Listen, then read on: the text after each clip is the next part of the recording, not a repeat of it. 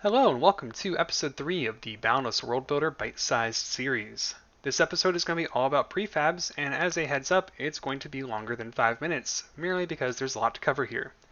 Prefab stands for prefabrication, and it refers to anything that you create for the world. Examples include anything here on the left within the instance nodes. All of your prefabs will be instance nodes. So you've got trees, rocks, there's like coral and icebergs. All of these have been pre-built by the devs, and I strongly encourage you to open some of them up just to kind of see what they've done and how they've done it. It helped me learn a lot for this video. You might think that the best way to get started with prefabs is to scroll down to the bottom here where you notice this custom prefab option. However, right now I'm open on a world config file. If I open up this custom prefab, it becomes hard to save. I'm actually not even sure if there's a way to save it from here. And so really the best way you're going to want to do this is not to just add the prefab by itself into whatever config you're working on, but to go to File, New, and then Instance. I've already done this, so I'm going to switch to that tab now.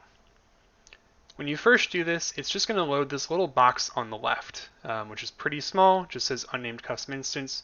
You can rename it with a right click. I'll just call it video prefab and enter to save that.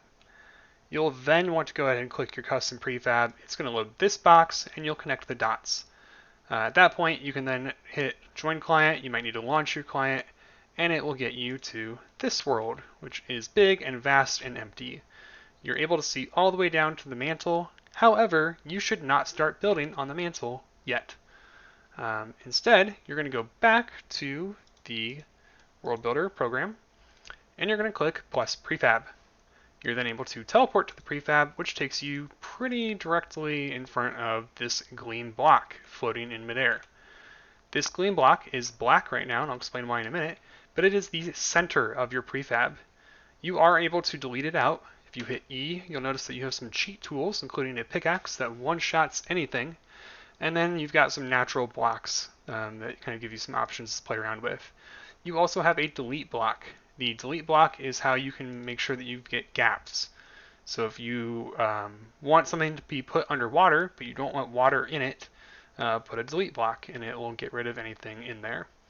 Also stops things from merging, I think. Maybe not. The reason that things are black is because if I go back to the World Builder program and open up this guy, you'll notice that there is a palette node down below. So you're able to kind of load a palette if you want, and that will let you see your prefab with the color options that you may have chosen earlier when designing your biome or looking at your world. You can also add multiple prefabs. A reason you might want to do this is for trees. If I keep clicking this button, it's going to, in the client without me doing anything, add multiple blocks for me to look at. So now I've got multiple prefabs that I can start to build. I'm going to go ahead and look down, and I think this is kind of the width that you get, and then you can go from mantle to the sky with your prefab. If you want to build with more than just the blocks that I showed you earlier, you're going to look at this item set. I'll go ahead and scroll in here a little bit. You start with the basic, however, there are other options here, so you can build with any of these things. There's a lot of different options to choose from. I would not go too crazy on your prefabs if you are planning to play on the standard universe.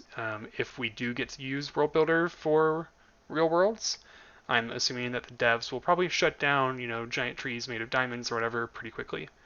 I'm just going to go ahead and click on one of these, probably one that has some doors, trap doors, and that will directly impact the client without me having to reload. So you see I've got all my trap doors below, poles, etc.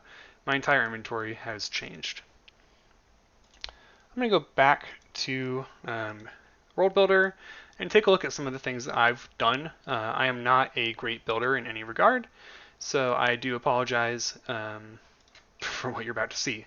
The first one I've called Klex Sarg Sword or Klex Sargeras Sword. It's kind of a World of Warcraft reference, but what I've done here is I've modified one of the dev options. So we'll go ahead and join client here and take a look at this, or it will crash. Give me one sec. Alright, I think we are back. I have been having lots of crashes while making this video, So I'm not sure if that's a world builder thing or a me thing, but after I show you this thing, I will show you how to save, because saving seems to be very important all of a sudden. So this is a sword, kind of a burning sword in the earth, so again a World of Warcraft reference in my mind, that the devs have made. However, I've modified the hilt just to kind of show you that you can modify what the devs have done. And they had the Ancient Corruption kind of end at the rock, but for this one I'm not going to save it, but I put it all the way down, just kind of, again, give it more blade-like function. I'm going to go ahead and get out of here, and you'll notice that this has color because the devs put a palette on it. So if I go to World Builder, there is a palette already attached to this pre-made thing, and I just kind of copied that and saved it as my own version. To save this, you're going to go to File, Save As, and you'll want to save it in the Instances folder. Now what I've done here is I've added my own custom folder so that I can quickly find what I want. However, if you want to save your stuff under any of the existing folders, I think that's probably fine because you're only you're going to see it. Or you can create your own bones or own ocean folders or whatever you want. It's kind of up to you.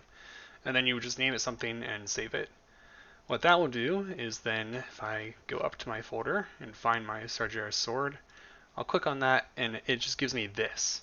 I can't expand this out. I'd have to right click and hit open reference node to make any changes and then save the changes individually.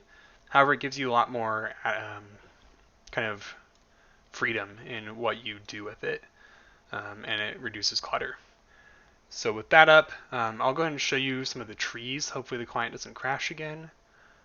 Go ahead and click join client here, and we'll see. Okay, cool. So this is how the devs have done palm trees. I think there's like 11 different options here. And as I fly through, you'll notice that they're all slightly different, but they're all kind of the same variation of a type of tree.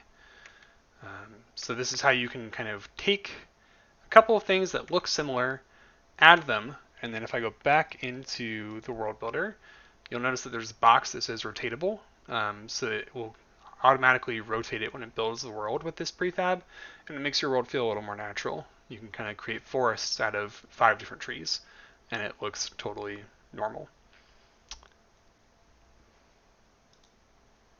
I think the only thing that I haven't mentioned at this point is that I did figure out how to fly, how to toggle flight. It's going to be the F key. So I hit F, I start to fall, and then I can fly back up.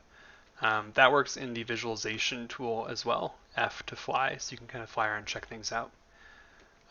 In the next couple videos, I'm going to look at decorations, how to add instances to decorations, and eventually we're going to work towards getting our prefabs into our own world so we can kind of start to see everything come together. Thanks for watching, guys.